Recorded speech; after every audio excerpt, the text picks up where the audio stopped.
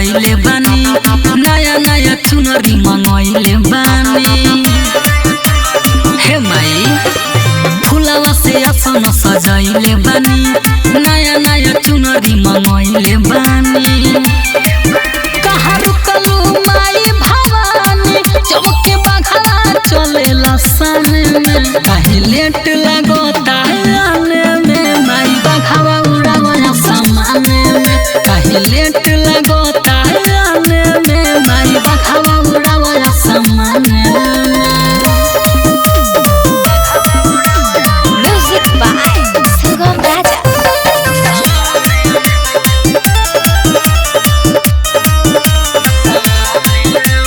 सातो बहिन माई साथे में लावा नौमी के दर्शन आपन देखावा। बतैयारी माई मोर दुलारी माई बाबे असरा लगौले सेवक सारी माई।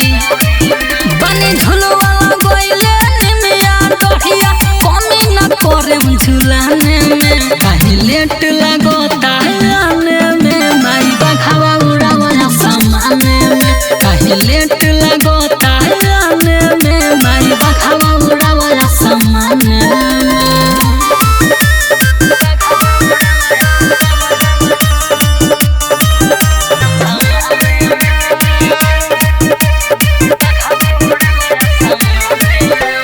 सालो भर तो हर तुम जी चरण के माई हो शारदा पूरा दो तुम के सभी करे गोहार सुन माई पुकार आवन देवा लोक छोड़ी के सेवका दुआ। राइटो किसानी जे तू जितेला लागल बा चौका सजाने में काहे लेट लगता आने में माई बघवा उड़ावा सामने में काहे लेट